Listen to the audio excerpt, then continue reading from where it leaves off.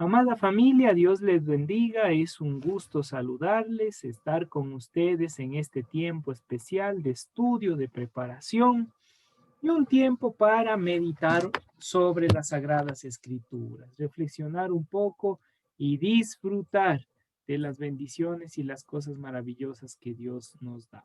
Recuerden, tenemos listos nuestras Biblias en los Evangelios, también papel y lápiz para apuntar la canción y poder disfrutar de este estudio de las Sagradas Escrituras. Así que bienvenidos, bienvenidas a cada uno de ustedes y vamos a empezar con un tiempito de oración. Voy a pedirle a mi esposita que por favor nos guíe en oración en este momento. Mis hermanos, muy buenas noches. El Señor les bendiga. Gracias por acompañarnos, por estar con nosotros.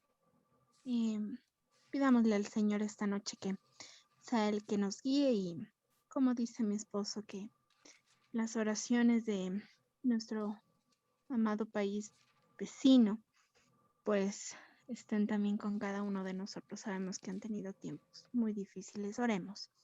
Padre Celestial, gracias por esta noche. Gracias por la oportunidad de estar con vida, de quizás ya estar con bien en un lugar, en nuestra casa, muchos de nosotros. Gracias porque tú eres el que provee todo. Tú eres el que provee alimento, salud, ingresos incluso, pero sin embargo te adoramos. A pesar de que quizás en nuestro hogar falte una u otra cosa, te adoramos por eso, Padre, porque tú nos enseñas en esas cosas. Te pedimos, Padre, esta noche en especial por Colombia, que ha pasado tiempos complicados, ha sido, parece, 6 días al parecer, de manifestaciones. Te pido que te manifiestes, que traigas paz a esta nación y que protejas a tus hijos, Padre.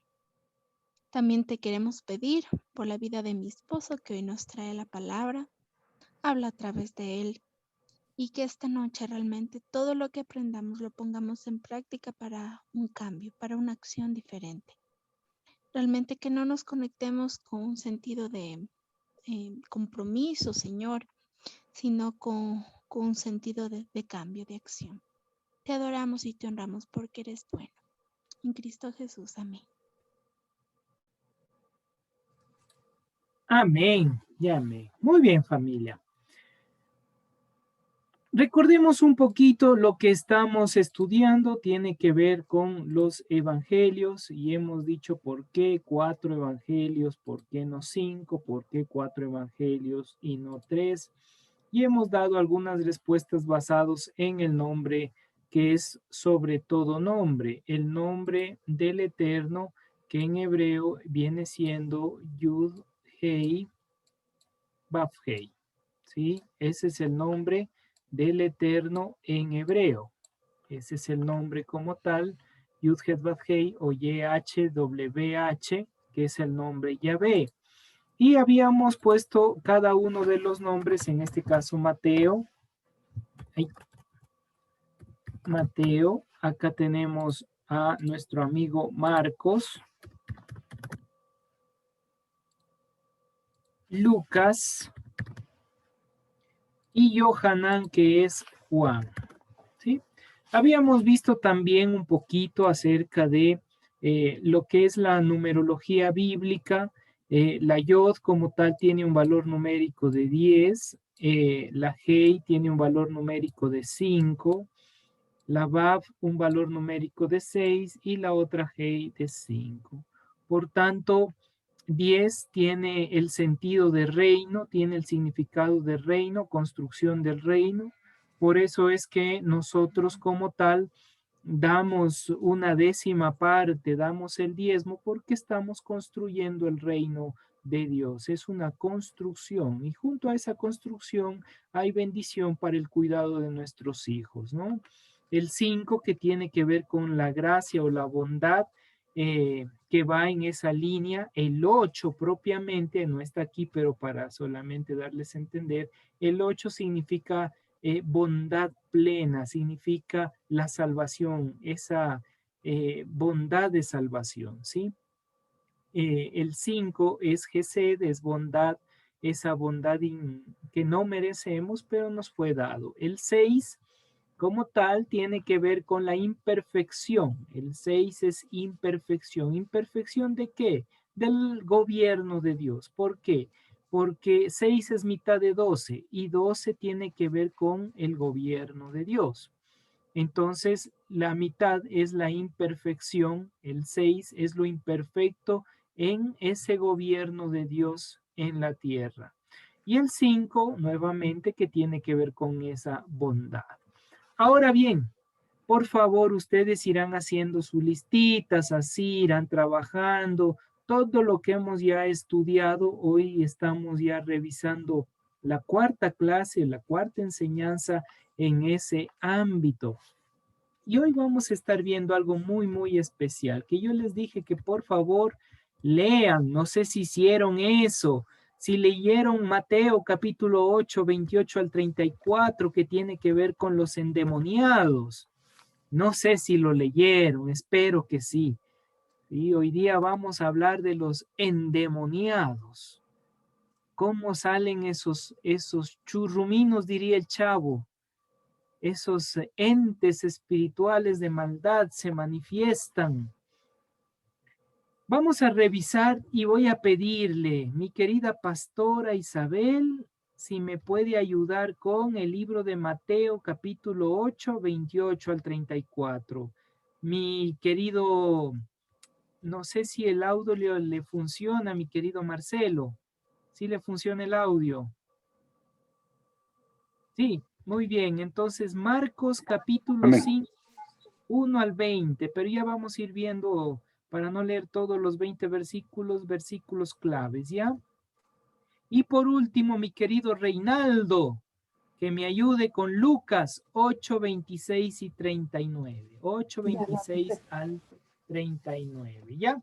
Entonces ahí tendríamos todos esos textos para hoy revisar qué tiene que ver esto y qué relación aparece en este ámbito, ¿sí? Y vamos a empezar con Marcos. Vamos a leer Marcos. ¿Qué nos dice el Marquitos? ¿Sí? Veamos Marcos. ¿Qué nos muestra? Marcos capítulo 5 1 al 20, pero no vamos a leer todo. Por lo menos algunos yo le voy indicando, mi querido Marcelo. Amén. Marcos capítulo 5. Vamos a leer los primeros 3 versículos, lea por ahora. Amén. Buenas noches, pastor. Buenas noches, hermanos. Buenas noches. Vinieron al otro lado del mar, a la región de los Gadarenos, y cuando salió él de la barca, enseguida vino a su encuentro de los sepulcros un hombre con un espíritu inmundo, que tenía su morada en los sepulcros, y nadie podía atarle ni aún con cadenas. Muy bien, muchísimas gracias. Ahí Marcos está diciendo que vinieron al otro lado del mar, a la región de los Gadarenos, al otro lado del mar. Aquí hay algo muy interesante. Recuerden un poquito la simbología que aparece en el texto sagrado. El mar tenía una relación con el símbolo de la muerte. ¿Recuerdan lo que vimos la semana pasada? Y la barca estaba sobre el mar, decía el texto de Proverbios, y dejaba su sello o dejaba su marca. Eso nos mostraba o nos ayudaba a entender que la muerte, aunque se manifiesta, aún puede haber una oportunidad de vida. Dice aquí que fueron al otro lado del mar, al otro lado del mar. Y hay que estar atentos. Hay algunos que hacen referencia y me llama la atención y les comento estos argumentos porque me llaman la atención. Hay que seguir indagando, seguir investigando. Dicen algunos comentarios o comentaristas sobre el tema, un poquito más espirituales, dicen que cuando dice al otro lado del mar es de la parte física a la parte espiritual. Entender que estamos saliéndonos de esa parte física para empezar a entender la parte espiritual. Me llama la atención cómo lo plantean. Por eso digo, hay que seguir indagando el texto, porque dicen que en el ámbito espiritual uno reconoce qué mismo hay dentro. ¿Qué hay dentro de mí? Porque cuando estoy en el ámbito físico, lo físico me cubre mi actuar, cubre mi forma de ser interna, porque lo físico aguanta todo. Si yo les pregunto, por ejemplo, eh, ¿qué estoy pensando? Usted va a decir, ah, pastor, es algo imposible. Sí, es algo imposible. ¿Por qué? Porque estoy hablando de algo subjetivo que está dentro de mi cerebro y todo está cubierto. Imagínense, mis pensamientos están cubiertos por este hermoso cráneo que Dios me ha dado. Entonces acá adentro está metido todo. ¿Pero qué? Imagínese solo, mi querido Reinaldo, si nos comunicamos telepáticamente y usted logra saber qué estoy pensando y yo logro saber lo que usted está pensando. Y así, alguien que esté por ahí logramos entender sus pensamientos. ¡Qué miedo! Porque a veces pensamos cositas que dan miedo, familia. Que si esa concupiscencia se manifestaría, yo creo que de gana diríamos somos cristianos. Porque a veces llegan unos pensamientos y más si alguien le hace tener coraje. Alguien le hace tener un poco de ira, fin, se le enciende y viene unas ideas y poquito más y al pobre ya le mandó a Marte o a la Luna, ¿sí? Y eso porque está corto, ¿no? Otros le mandan al Seol, al Hades, al Tártaro para ser un poquito filosófico. Y así estamos, ¿sí o no? Entonces, eso es lo que dicen algunos, que este texto, cuando dice al otro lado del mar, es porque está haciendo una alusión a lo más profundo de nuestro ser. Y lo más profundo de nuestro ser, cuando no tiene control, está endemoniado. Es como un endemoniado. Es como un endemoniado. Oiga, qué increíble. Por eso digo, me llama la atención esas aproximaciones. Y yo digo, wow. ¿Qué si empiezo a indagar quién soy yo profundamente? Vamos a ver los desequilibrios que tenemos, pero no es tan malo tener esos desequilibrios. Más bien, estar muy equilibrado puede destruirnos porque nos volvemos demasiado legalistas. Entonces, de vez en cuando sí es necesario ser loco de un poquito nomás, ¿sí? Como dicen, todos tenemos algo de locos, y yo creo que sí. A veces se nos va el tiesto, dicen en mi tierra. Otros dicen se le vuela la teja. No sé cómo dicen en Colombia, mi querida Sonia, cuando ya se les va la tapa del cerebro. Se le corrió el champú, algunas veces es la expresión que usan pastores. Se le corrió el champú, entonces, ya se le corrió el champú. Buena, esa estuvo buena. Muchas gracias, me hizo reír. Ok, entonces, de vez en cuando es bueno tener desequilibrios. Claro, siempre y cuando esos desequilibrios nosotros sepamos cómo controlarlos, porque si no ya entramos en esquizofrenia, en locura, y hay de nosotros en ese proceso. Ya no reconocemos qué es lo real y qué no es lo real, y ahí entramos ya en procesos de locura. Pero volvamos al texto, porque no estamos hablando de una clase de psicología o llegar a esos puntos de loqueros. Ok, dicen otros, en cambio, que el otro lado de Galilea, ya este un poquito más histórico crítico, tenía que ver con un lugar, ojo, con un lugar que no era judío, no había gente Yehudín, no había gente judía. ¿Qué quiere decir? Que no había ahí una sinagoga, no había gente que ame a Dios, sino que ese lugar donde se encontraba al otro lado de Galilea, del mar de Galilea, en Gadara, dicen que era propiamente de gente gentil, ¿sí? Gente que criaban cerdos.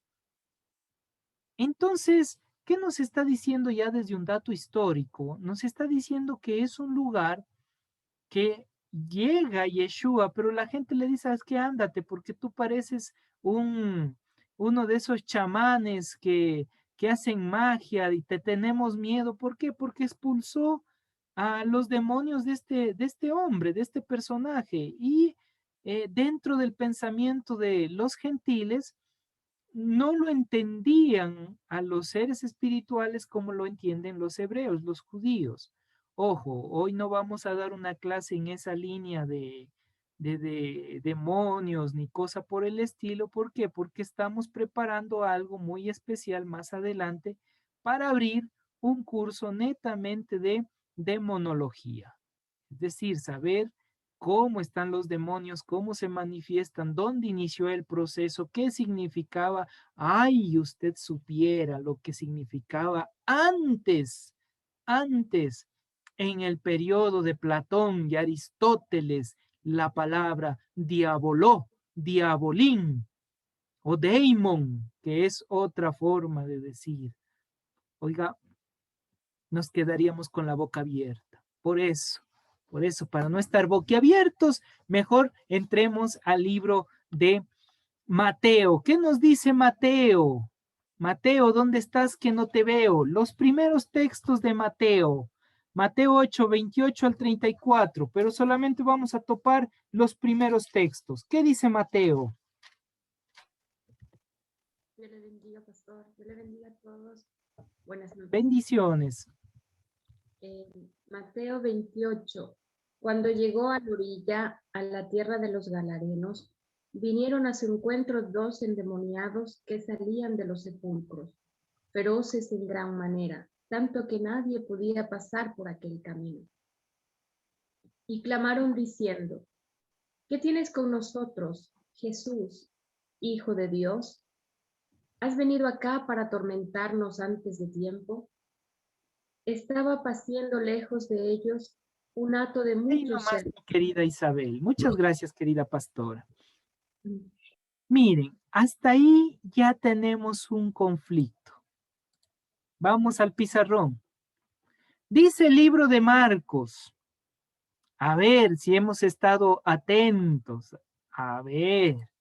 En el libro de Marcos, mi querido Franklin, ¿cuántos endemoniados salieron? Puede abrir el audio, mi querido Franklin. En Marcos, ¿cuántos endemoniados son?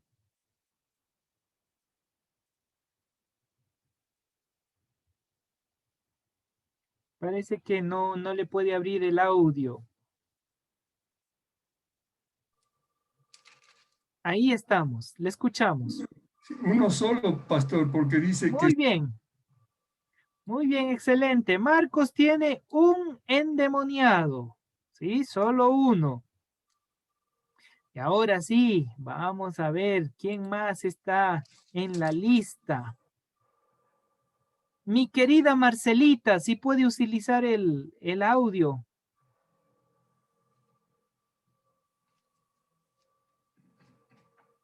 Mi querida Marcelita. Dígame, ¿Cuántos endemoniados hay en Mateo? Marcos tenía uno. Mateo, ¿cuántos dice que había? debe un segundito. Con gusto.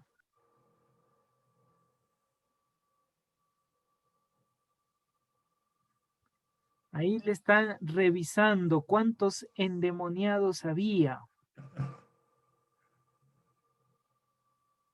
dos. ¿Ya le encontró, Sí, mi querida? dos. 2, muy bien. Entonces ya aparece aquí 2 endemoniados. ¿Sí?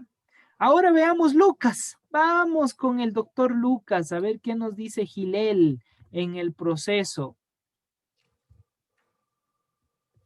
¿Qué nos dice el doctor Lucas, mi querido Reinaldo? Parece que le pedí con el... Muy Sí, sí, bien. pastor. Amén. Jesús y sus discípulos llegaron a la otra orilla del lago, a la región de Gerasa. Cuando Jesús bajó de la barca, le salió al encuentro un hombre de ese lugar que tenía muchos demonios. Ese Ya, hombre no vivía en una casa. muy bien. Gracias, mi querido Reinaldo. ¿Cuántos endemoniados hay con Lucas? ¿2 o 1? 1. Solo 1. Muy bien. Entonces, ya vemos que nuevamente nuestro querido Mateo está viendo doble. Y no es porque se haya tomado vino, ¿no? No, no es por eso. Juan, ¿cuántos ve? Ninguno, porque Juan ese ratito estaba durmiendo. Se fue a pegar un sueño, mi querido Juan, entonces él no ve la historia.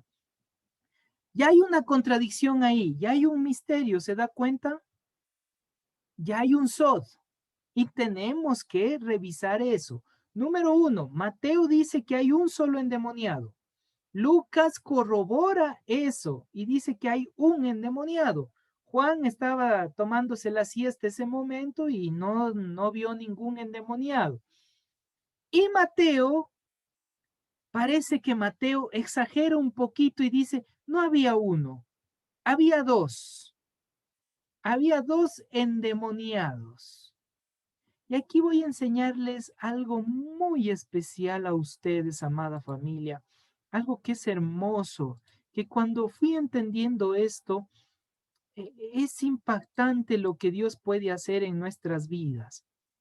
Fíjese usted, Lucas B1, Mateo B2. ¿Recuerdan lo que habíamos visto de los burritos? ¿Cuántos burritos veía Lucas? 1. Marcos, 1. Mateo dice que estaba el burrito y un pollino. Entonces había 2 burritos. ¿Sí? Si hablamos de los personajes que estuvieron con lepra, Lucas dice que retornó solo uno para decirle, aquí estoy, muchas gracias por limpiarme de la lepra. Mateo dice que eran 2 leprosos. Interesante. Entonces, Mateo constantemente está viendo 2 y yo decía, ¿por qué Mateo ve 2? ¿Por qué Mateo ve 2? Ustedes ven el nombre del Eterno, YH, y la segunda sección BH, ¿sí? Aquí les voy a poner YH para entenderle. Ay, ay, ay, perdón, es que no me permite,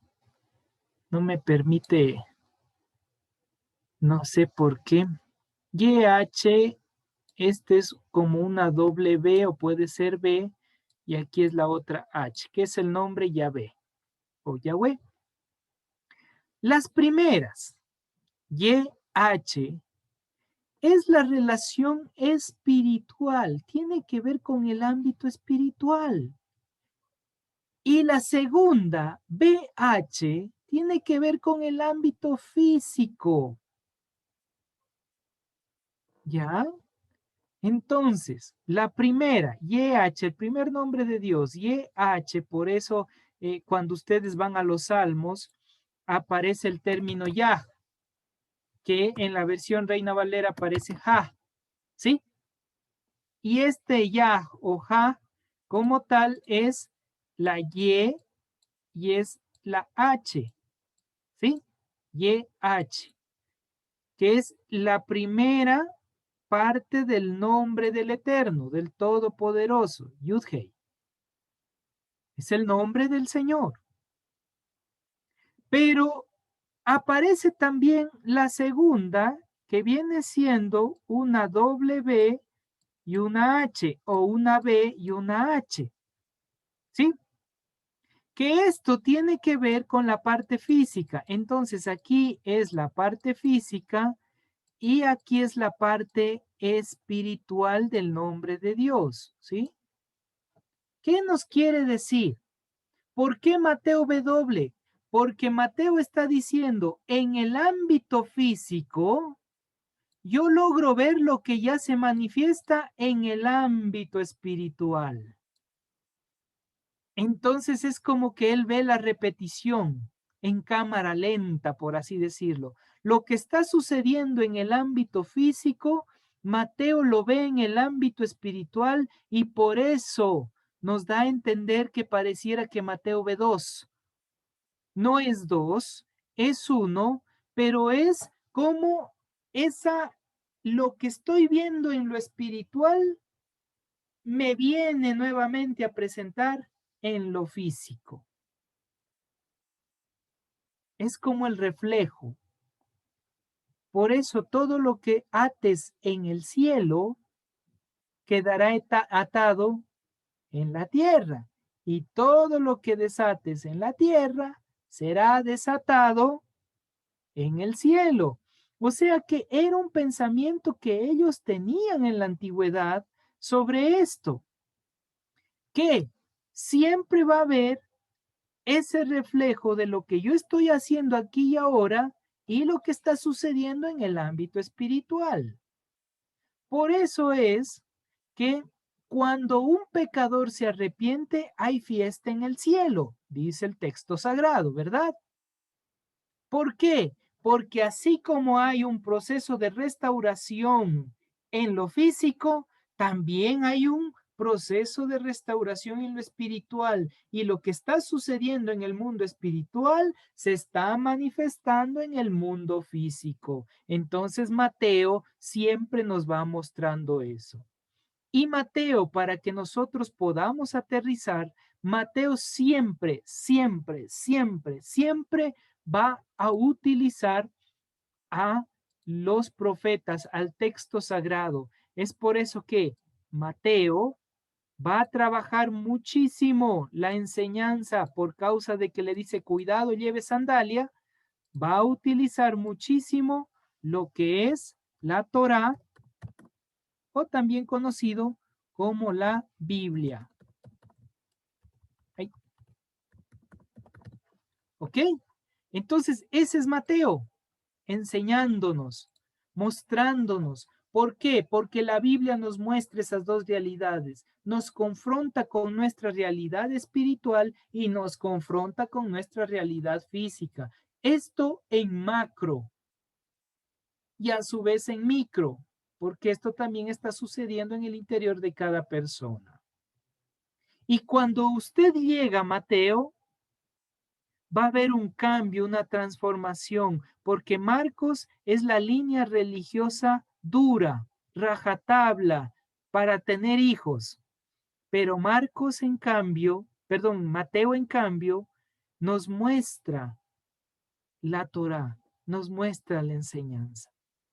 Ojo, todo esto, lo que estamos hablando en este momento, es lo que engloba el libro. No es que el libro nos dice esto así directo. No, no, no, no.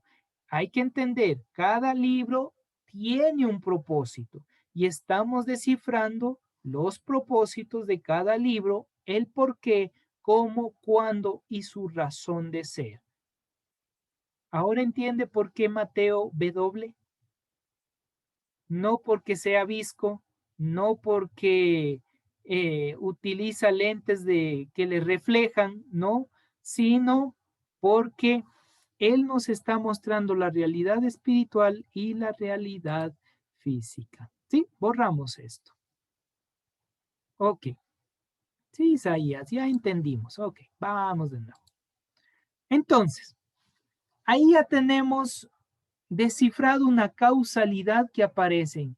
Y si algún que está leyendo más, que es un poquito más cabezón, estudioso, viene y nos dice, mira las contradicciones que hay en tu Biblia, mira cómo el uno dice un endemoniado y el otro dice 2 endemoniados, ni ellos se ponen de acuerdo.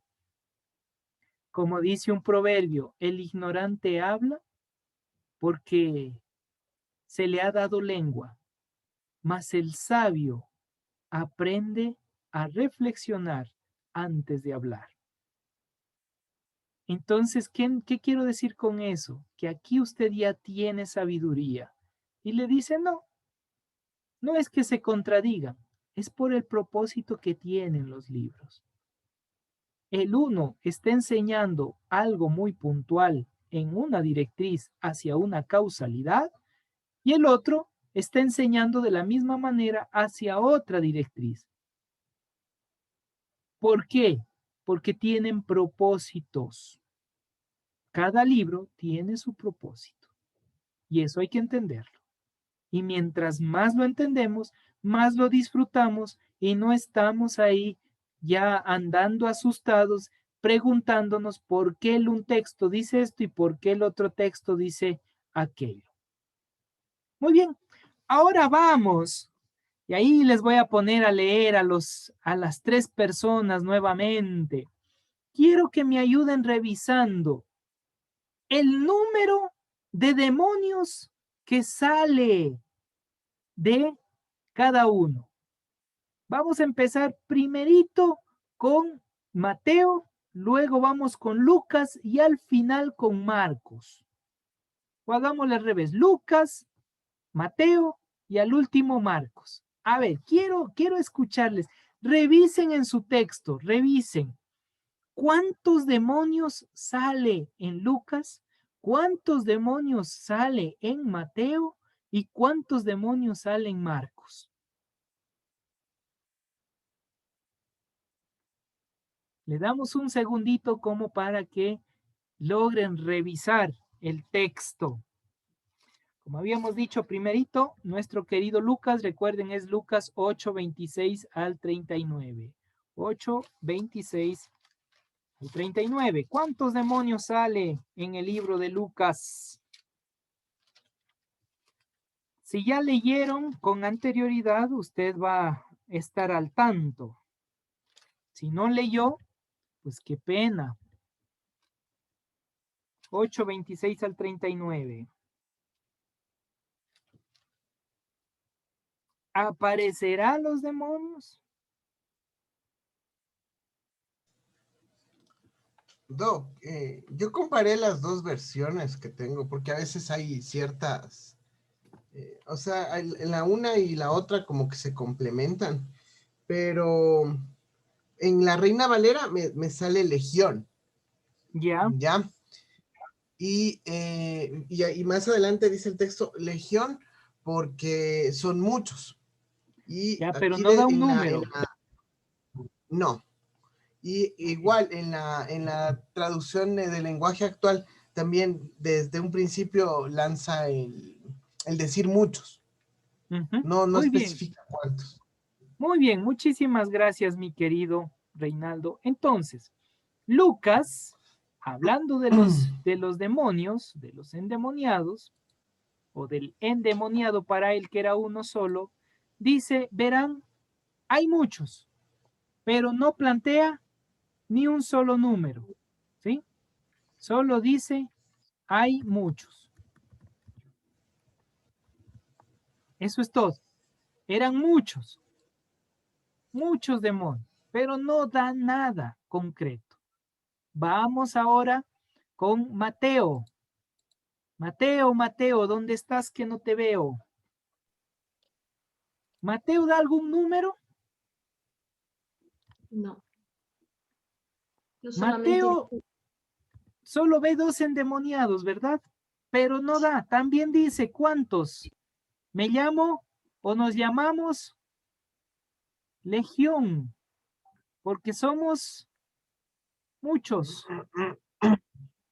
¿Aparece esas partes en Mateo, verdad que no? ¿Qué nos dice mi pastora? ¿Qué nos presenta Mateo? ¿Habla algo sobre esa línea de los demonios?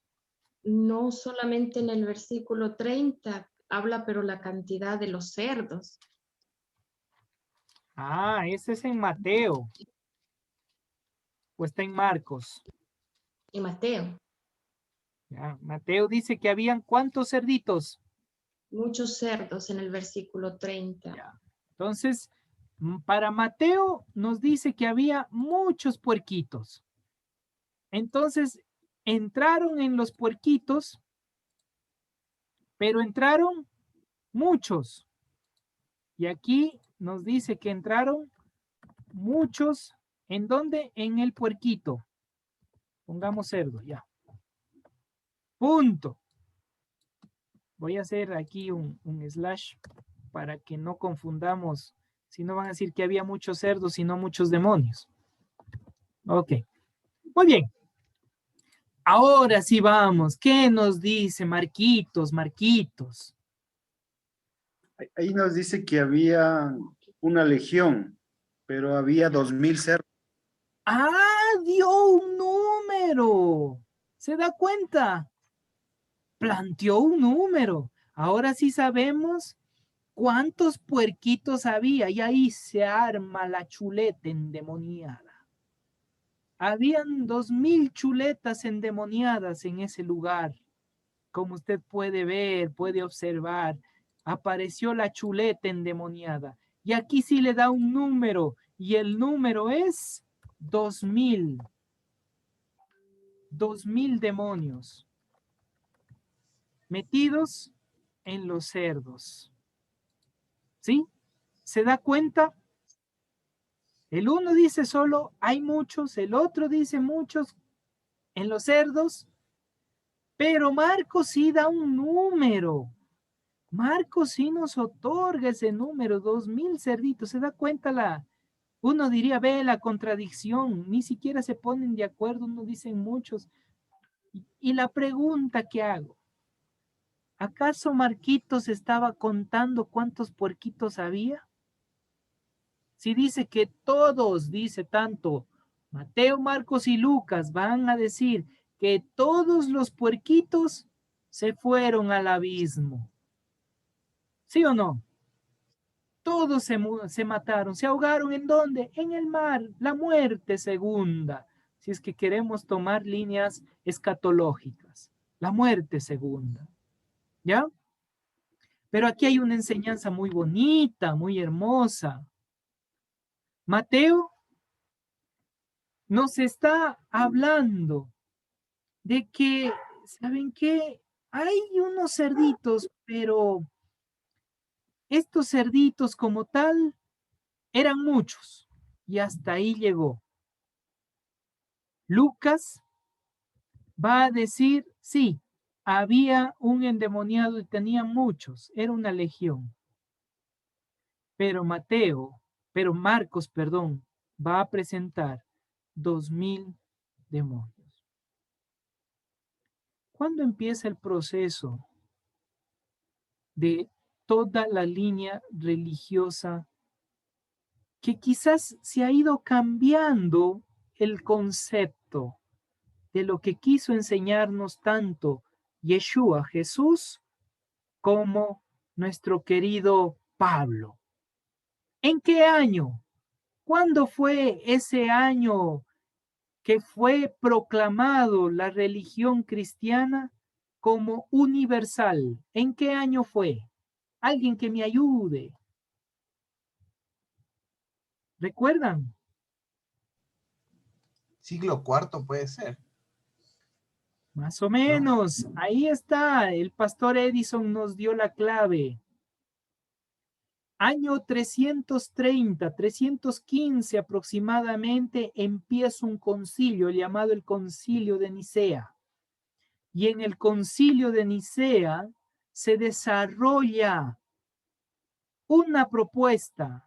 Y esa propuesta empieza con quién mismo era Jesús. Si Jesús es Dios, Jesús es humano, ¿qué era? Y empieza una discusión y hubo una división fuerte dentro de las iglesias. Constantino entonces dice, ey, ey, ey, ey, para que no haya una división tan fuerte, desarrollemos este concilio. Y en el concilio de Nicea, después de este concilio, establecen ya la religión cristiana propiamente dicha como la religión universal. Y desde ahí hasta la fecha, hasta el 2000, bueno, todavía nos falta. Diríamos que para cumplir 2000 años, 2000 cerditos, nos faltaría todavía unos 279 años, estamos 2021. ¿Qué quiere decir Marcos si tomamos en líneas escatológicas? Marcos está diciendo, vivimos atormentados en una religión por 2000 años, 2000 cerditos, 2000 demonios. Y eso es lo que produce el ser religioso. Usted está atado, usted está encadenado, usted no puede ser libre. ¿Y por qué no puede ser libre? Porque dentro de usted no hay libertad. No hay una transformación integral. No hay un cambio de vida. ¿Y por qué? Porque solamente se nos ha enseñado un proceso de vivir una teología o vivir un texto bíblico solamente oliéndolo. Nada más. Ya sé lo que dice el texto y lo aplico literalmente sin entender la profundidad transformacional que tiene este libro. 2000 años. Vamos a hablar un poquito. Ahí perdónenme mis expresiones, pero quiero sacar mis frustraciones. Quiero sacar lo que llevo dentro. Por favor, no me apedreen. Pero han sido 2000 años de estar peleando como denominaciones, pensando en doctrinas. Si hace, ¿por qué hace? Si no hace, ¿por qué no hace? Y el otro le critica al otro. ¿Por qué lo haces? No hay que hacer así. Y algo más. Solo fíjese. Y esto me duele el corazón cada vez que escucho. Toda denominación, el pastor o el líder que está al frente de esa denominación, ese es el verdadero. El otro es el falso. Y el uno le dice que una iglesia sí es de Dios y el otro le dice, no, esa es iglesia del diablo. Y todos endemoniados, porque todos dicen, esta es iglesia de Dios y la otra es del diablo. Esta iglesia de Dios, la otra del diablo. ¿Y por qué es del diablo? Porque no hacen esto y aquello. Oiga, qué triste. ¿Se da cuenta? Y seguimos peleando. Cuando usted descifra, cuando usted entiende estos 4 evangelios, usted se detiene y dice, hey, alto, ¿por qué voy a seguir peleando en un pensamiento desarrollado como filosofía humana y no estoy viviendo la palabra de Dios transformacional en mi vida? En vez de dejar, o mejor dicho, tendríamos que dejar de criticar y concentrarnos en transformar nuestras almas. Solo entonces salimos de de Marcos para entrar en Mateo. Si no, vamos a estar endemoniando a esos pobres puerquitos y se hace la chuleta endemoniada. ¿Se da cuenta? Marcos puso un número, no porque se le ocurrió. Esto es muy de Isaías, esto no me reveló Dios, dice Pablo. Esto es solamente una aproximación que hago yo. Son 2000 cerdos, han pasado 1700 años hasta que se hagan los 2000 años. Y estamos todavía mal. Parece que a ratos ya nos estamos despertando como iglesias, como que intentando volver a profundizar en la palabra de Dios y algo sucede en el camino y nos volvemos nuevamente a las mismas directrices. No hay cambio. Y es duro. ¿Por qué es duro? Porque estamos hablando de más de 1700 años, como poniendo un punto, más de 1700 años. No, no es exacto, ¿no? Ahí ustedes hacen la líneas exactas. Que hemos venido viviendo tradiciones, familia. Tradiciones y tradiciones humanas. Y por eso somos esclavos. Puesto grilletes en las manos, grilletes en los pies, y no hay quien nos detenga. ¿Se da cuenta que tiene sentido el texto cuando dice que no había ni nadie que podía contenerles? ¿Quién ha podido contener a la religión? Recordemos ese periodo oscuro entre el año 1000 hasta el año 1500 y puchis que se da la reforma. Se levantó un grupo, los inquisidores, y los inquisidores que de santos no tenían, aunque se llamó la Santa Inquisición, pero los inquisidores mataban gente en nombre de Dios por causa de la religión.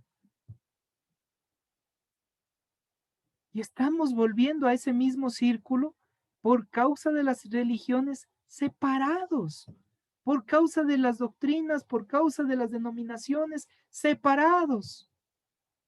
Yo creo que hay que hacer un alto y primero cambiar nosotros desde lo profundo, reconocer que por ahí también anda una chuleta endemoniada dentro de nosotros y necesitamos cambiar, transformar, ser nuevos.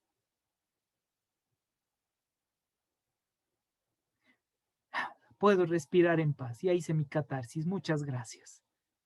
Entonces, vamos entendiendo el proceso, vamos comprendiendo. Recuerden Marcos. Marcos como tal, todo duro. ¿Qué dice el texto que leímos la semana pasada? Cuando terminan, salen de la barca, cruzan al otro lado y ¿qué estaban? El corazón para adoración. No, ¿verdad? El texto dice, y endurecieron su corazón. Eso es Marcos. Duros de corazón. Duros de cerviz andamos por todos estos 1700 y puchis de años. Duros de cerviz. Estamos igualito que el pueblo de Israel en Egipto. Salimos de Egipto, pero estamos 40 años en el desierto, que es toda una generación, sin cambiar nuestro estilo de vida y comportamiento. Los mismos de siempre, sin hacer cambios, sin tener transformación de vida. Y llenándonos la boca diciendo yo soy cristiano. Oiga, qué triste. Tomando el nombre de Dios en vano. Qué triste, qué triste. Mateo, en cambio, nos dice que ellos estaban alegres, contentos y le adoraron. En el caso de Gilel, Lucas, dice que gozosos se alegraban y daban gloria a Dios. ¿Qué diferencia? ¿Se da cuenta? Por eso digo, cada libro tiene su propósito, tiene su proceso en nuestras vidas. Cada libro es como nuestra realidad de vida, visto panorámicamente, ojo, porque si analizamos texto por texto, tienen otras directrices que hay que entender. Pero si tomamos panorámicamente, todos iniciamos como Marcos y algunos nos hemos quedado en Marcos. Algunitos han tomado la decisión de empezar a mirar doble en las escrituras y pasar a Mateo. Ahora sí, Mateo me está guiando, me está mostrando, estoy aprendiendo la palabra de Dios. ¿Para qué? Para disfrutar la adoración, que es Lucas, esa adoración plena, para finalizar en algo en el reino de Dios, que es Juan. Disfrutar el reino. Es nuestra vida. Todavía estamos esclavos. Algunitos ya como que estamos en Mateo, ¿no? Entre Mateo y vuelta volviendo a Marcos. Porque estaba buena la chuleta endemoniada, volvamos a la chuleta endemoniada. Y así estamos, un paso aquí, otro paso allá. ¿Hasta cuándo? Me gusta esa canción de Marcos Vidal, que dice, ¿qué te pasa, iglesia amada, que no reaccionas? Y yo creo que así estamos todavía. Que poco te emocionas, pero no cambias. A ratos nos emocionamos, pero no cambiamos. Somos como la ola del mar, llevado por el viento a donde quiera. ¿No creen que ya es tiempo de madurar? Ya nos toca porque me involucro, me incluyo en el proceso. No es que lo haya logrado, ya voy a decir lo mismo que Pablo, porque yo también prosigo a la meta cada día, aprendiendo un poquito más cada día, estudiando un poquito más cada día, meditando un poquito más cada día para llegar a esa plenitud del Mesías prometido. Qué precioso. Así que todos estamos en la olla. Proseguimos a la meta. Ojo, no quiero ser apocalíptico y decir, tampoco que mis palabras se entiendan, que en el año 2300 es la venida del Mesías. No, estoy hablando de un símbolo, una numerología antigua, y hay que entenderla. Pero ¿quién quita? Año 2300 y cambia, y la religión deja de ser, como se entiende ahora. Y todos empezamos a adorar a un solo Dios, juntos, unánimes, sin separación de doctrinas y religiones. ¿Qué sabemos nosotros si no vamos a llegar al 2300? A menos que algunito de usted haga Gilgul como el pensamiento de los Yehudim, del retorno de las almas. Ahí sí, me cuenta cuando estemos con el Señor, cómo le ha ido en ese 2300. Hago chistes que no son tan buenos, pero es para hacerlo con humor. ¿Por qué? Porque uno aprende con la chistopedagogía, dice uno de mis profesores, Yatensi Bonilla. Sin chistopedagogía no va a entrar. Nos aburrimos. Imagínense aquí Isaías hablando con esta cara de tabla, todos aburridos, serios y enojados. No, mejor sonriamos. Sonriamos porque Dios es precioso y nos dio la oportunidad de entender las profundidades del texto sagrado. ¿Sí? Muy bien. Ahora vamos a algo. Uy, vamos. Ya ha sido las 7:55. Mi querido Reinaldo, ¿por qué no me avisa que el tiempo ha volado? Pero gracias, mi querido Reinaldo. Ahí telepáticamente me envía, dice, pastor, no se preocupe, siga adelante, le apoyamos. Gracias, mi querido Reinaldo. Familia, próxima semana vamos a analizar lo siguiente. La transfiguración visto. Aquí sí están toditos, oiga, toditos. Transfiguración, Lucas 9, 28, 36. Y vamos a entender esto de la transfiguración desde la perspectiva matiana de Marcos, de Lucas y de Juan. Vamos a ir entendiendo esta transfiguración. Luego vamos a estar revisando Éxodo capítulo 6, verso 6, para ir entendiendo lo que significa. Y de ahí vamos a hacer ya la síntesis y Dios mediante, próxima semana estaremos terminando y vamos a entender el cuadro completo. Si así Dios nos permite, la próxima semana entenderemos el cuadro completo de Mateo, de Marcos, de Lucas y de Juan con nuestra realidad de vida. Ojo, esto es nuestra vida, esto es nosotros, usted y yo, saber cómo estamos. Si estamos como la chuleta endemoniada de esos 2000 años de Marcos, o ya estamos, aunque sea viendo visco como nuestro querido Mateo, o disfrutando ya la adoración como Lucas.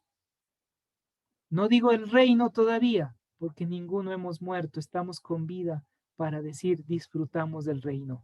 Pero ese reino que es el reflejo de lo que disfrutaremos, si disfrutamos cuando disfrutamos el gozo de la salvación. Así que sí disfrutamos también del reino, en el gozo de la salvación. Vamos a orar para finalizar y darle gracias a nuestro Padre que nos ha permitido entender un poquito más de estas cosas maravillosas del texto sagrado.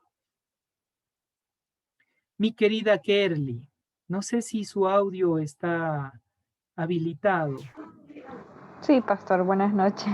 Buenas noches. Guíenos en oración. Guíenos en oración en este tiempo especial. Amén. Padre Celestial, te damos gracias por este tiempo de enseñanza, porque cada día, Señor, nos permites aprender más de ti, más de tu palabra, Señor. Gracias, Padre, porque abres nuestro entendimiento, Señor, para poder comprender un poco más, Señor, de tus sagradas escrituras, Padre Celestial. Y Señor, que no sea solamente un conocimiento, Padre, superficial, sino que lo podamos aplicar día a día, Señor, en nuestras vidas. Oh Padre bendito, y que también podamos compartirlos con otros, Padre, con aquellos que necesitan, Señor, también seguir creciendo, Señor, en gracia, en verdad, en espíritu. Padre, y también te pedimos perdón porque es verdad, Señor, a veces, Señor, solo nos emocionamos, Padre, pero Señor, queremos realmente ser firmes en tu palabra y no fluctuantes en la fe. Oh Señor, que podamos cada vez que abramos la Biblia, Señor, podamos emocionarnos, alegrarnos, Padre, y que sea una palabra revelada a nuestro corazón para ponerla por obra. Señor, te damos gracias, Padre, bendice la vida del pastor, de su esposa, Señor. Gracias porque tú le sigues impartiendo ese conocimiento, Señor, para poderlo, Padre Celestial, darlo a tu iglesia, Señor. Y bendigo también a cada uno de mis hermanos en esta noche, Señor, que nos des un descanso reparador, Padre Celestial, que, Señor, seas tú sanando al enfermo, si hay alguien que se encuentra, Padre Celestial, enfermo, que seas tú, Señor amado, cuidándonos en esta noche y dándonos un precioso amanecer para poder seguirte honrando y adorándote, Señor. En el nombre de Cristo Jesús. Amén. Amén y amén. Amada familia, qué lindo estudiar la palabra de Dios. Qué hermoso. Así que el próximo martes continuamos con nuestro estudio maravilloso de estos 4 evangelios de forma